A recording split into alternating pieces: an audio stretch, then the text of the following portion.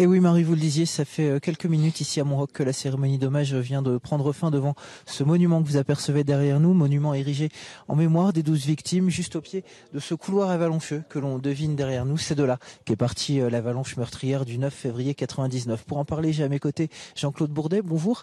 Vous avez perdu votre fils, vous, Jean-Claude Bourdet, il y a 20 ans. J'imagine que c'est toujours un moment d'émotion que de revenir devant ce monument.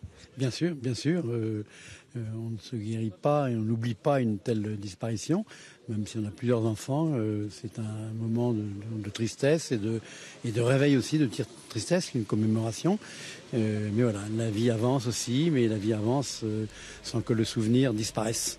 Lors de votre prise de parole, vous avez fait l'état des lieux de ce qui a été fait après cette avalanche de Montroc. Aujourd'hui, en termes de prévention, Chamonix, vous le disiez, fait figure d'exemple. Ce n'est pas le cas partout. Non, Chamonix effectivement fait figure d'exemple puisque nous avons contribué à faire en sorte qu'il y ait maintenant un plan de prévention des risques efficace qui fonctionne bien et progressivement en France se mettent en place des dispositions qui permettent d'améliorer cette sécurité. Mais il y a des départements aujourd'hui qui ne font pas ce qu'ils doivent faire.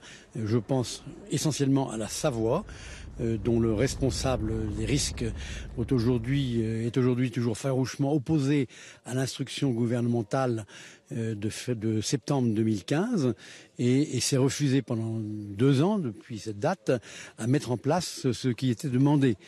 Alors on peut comprendre pourquoi. Val d'Isère et Tignes sont les 2 communes les plus exposées de France après celle de Chamonix. Et à Tignes a été déposé il y a 8 mois à peu près un permis de construire par le club Méditerranée pour 1600 lits. Sur ces 106 communes très exposées au risque d'avalanche, seules 30 pour l'instant ont pris des mesures concrètes, un plan de prévention concret comme ici à Montroc, à Chamonix. Une trentaine de communes ont fait l'objet d'un nouveau plan de prévention des risques depuis l'instruction gouvernementale de 2015.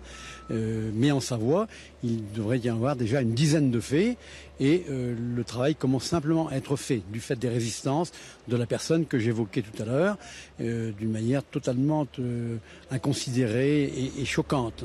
Effectivement, on a du mal à comprendre ce retard 20 ans ici après l'accident de Montroc dont on a revu les images. Jean-Claude Bourdet, on va vous souhaiter beaucoup de courage dans votre combat pour la prévention du risque avalancheux. Vous l'avez vu, Marie, ces images toujours impressionnantes. On comprend mal ici à Chamonix la prise de retard dans certains départements, notamment chez les voisins savoyards, en termes d'établissement des plans de prévention du risque avalanche. Merci beaucoup.